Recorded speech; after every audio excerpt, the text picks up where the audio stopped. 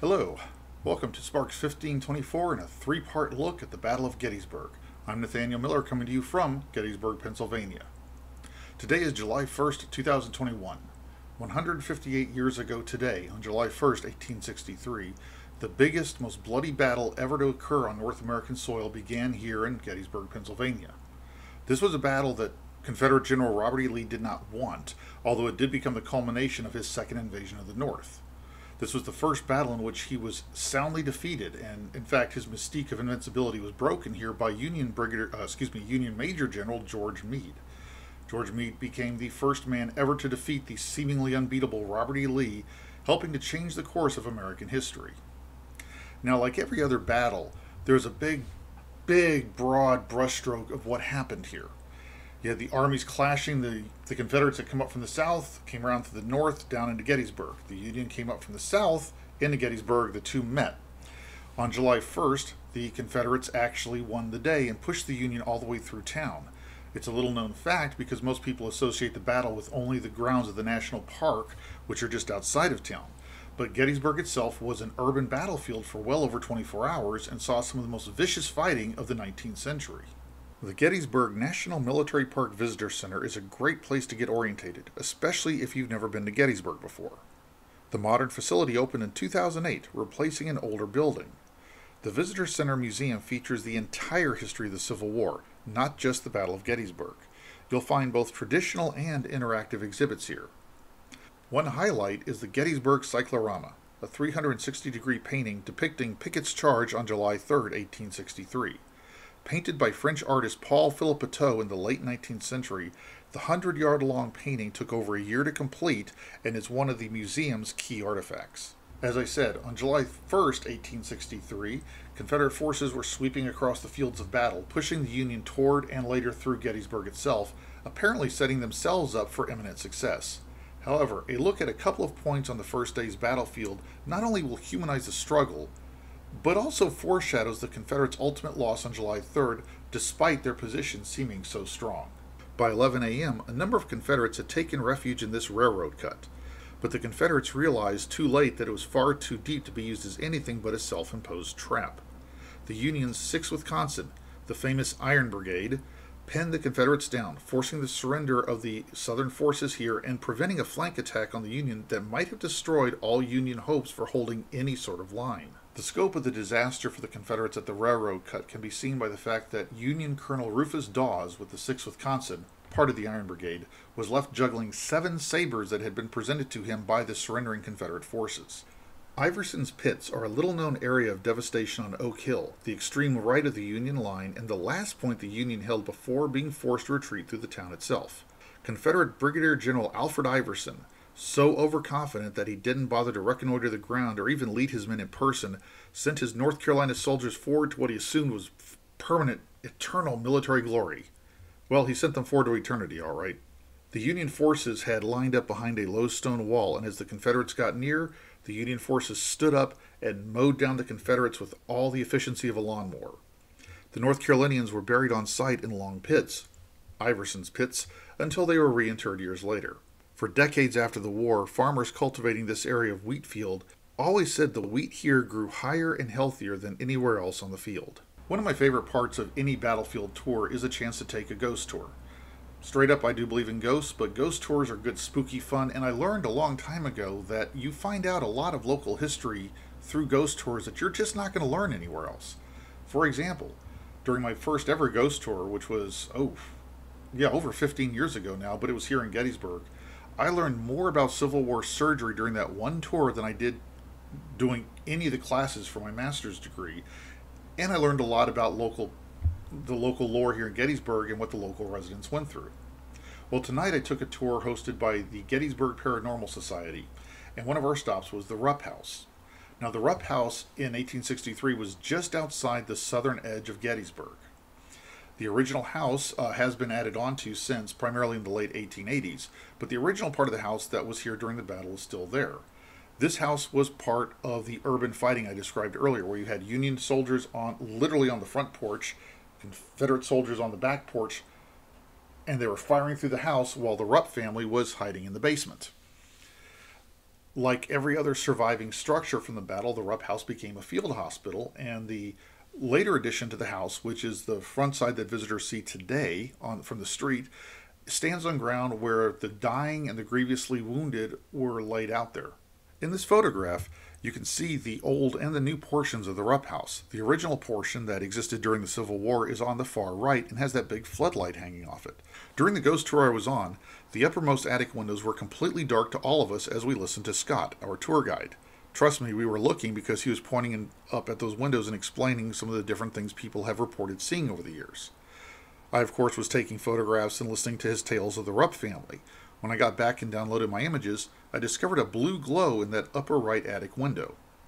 Make of it what you will, but there was no visible light in that window while we were there. Visiting any battlefield can be a very exciting time because exciting events happened here. You had great battles, and many of them we would consider fights of good versus evil. The ramifications of the Battle of Gettysburg itself, in fact, of the entire Civil War, are still shaping our culture today. Many of the cultural conflicts and debates we're going through were the same ones that led to the Civil War happening in the first place. However, it's easy to overlook the fact that these great battles and great controversies are enacted, survived, and suffered by living people. Taking the time after you get orientated to the whole story to pick out one or two places like Iverson's pits or the railroad cut or even the Rupp House. Go learn those specific stories, get to know those people, and the whole battle becomes humanized. It comes down to a scale that you can understand, and then have a new appreciation of why these men and in later generations women were fighting and what they were fighting for.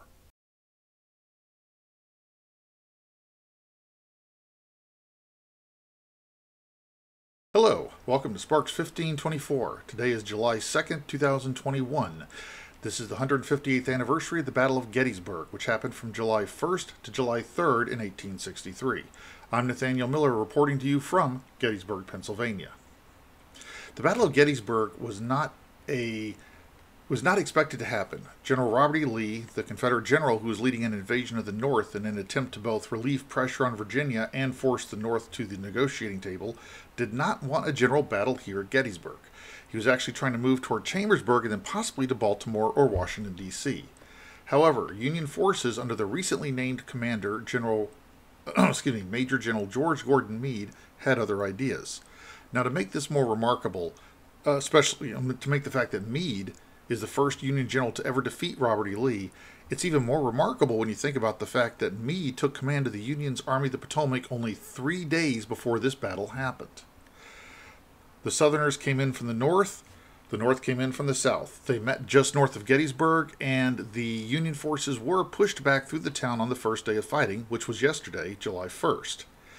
Today, July 2nd, 1863, the Union line had firmed up from Cemetery Hill down what was called Seminary Ridge to the Little and Big Round Tops, two hills that anchored the southern end of the Union line.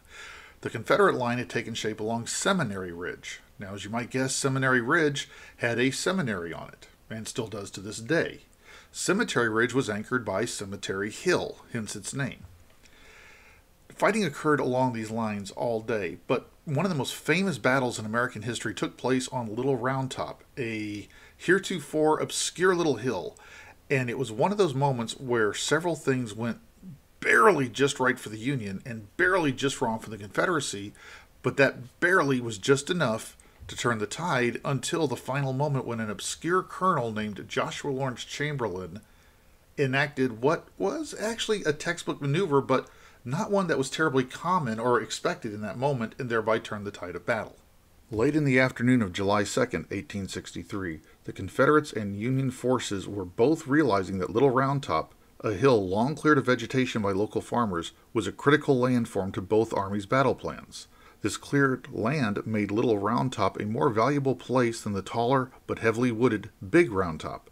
The combatants sprinted for the prize, with the Union winning by a bare whisker of good timing. After hours of fighting, both sides were largely out of ammunition and steam. The Confederates staged one final charge, confident they could break the exhausted Union line. Enter Colonel Joshua Lawrence Chamberlain and his 20th Maine Volunteer Regiment. Standing at the tip of the Union line, Chamberlain realized that his men were out of ammo, but gambled that the enemy was too. He ordered his men to fix bayonets and make a desperate charge down the hill into what turned out to be the final Confederate assault. This unexpected and very bold move smashed the Confederate forces, sweeping them back and permanently securing the Union's left or southern flank. It was a rare moment where the fate of the battle, and likely the nation, literally hinged on the fast thinking of a heretofore obscure colonel commanding a heretofore unknown regiment. However, that's not the only place that the Union line teetered on disaster that hot July day. As darkness fell, the action shifted to the northern end of the Union line, anchored by the heavily wooded and boulder-strewn Culp's Hill. The oldest Union general on the field, Brigadier General George Greene, was in command of this part of the battle. Greene had earlier insisted his men construct a series of defensive fortifications on Culp's Hill, and this proved to be the decisive action of the battle. As darkness fell, the Confederate forces attacked. Greene's men were severely outnumbered for hours since most Union troops had been sent south to handle Confederate attacks at the other end of the line. During horrific night fighting, Greene's men held off repeated Confederate attacks, securing not only the Union lines, but also the Baltimore Pike. The Baltimore Pike was the only major road the Union had to keep its supply lines moving, and losing it would have forced Union General George Meade to abandon the field altogether, handing the Confederates the victory they so long sought. Campfires were lighting up the landscape like stars even as the fighting on Culp's Hill went on. However, it would die down for just a few hours, but pick up again on July 3rd, 1863, tomorrow. The stage was set. The Confederates had battered the Union's south end or left flank all day. The Confederates had been battering the Union's right flank or north end actually since July 1st, but heavily the night of July 2nd. Tomorrow, July 3rd, would be the final showdown that would decide the fate of the Union and Confederate forces at the Battle of Gettysburg. General Lee had high hopes that his men could smash the Union lines, drive General Meade from the field, and bring victory to the Southern cause.